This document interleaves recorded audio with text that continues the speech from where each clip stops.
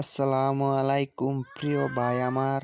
এদের খেলাধুলা দেইখা আমার ছোটকালের কথাগুলা মনে পড়ে গেল, তাই আপনাদের মাঝে শেয়ার করলাম।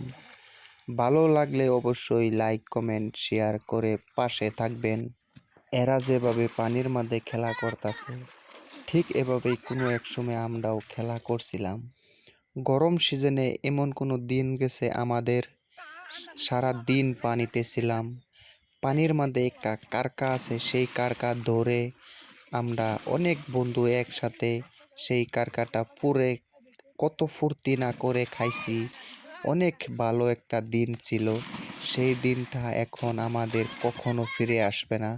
তাই বন্ধুরা বলি, হারানোর দিন কখনো ফিরে আসে না। তো বন্ধুরা, এই ভিডিওটা দেইখা কার ছোটকালের কি কথা মনে পড়লো একটু জানিয়ে যাবেন কমেন্ট করে।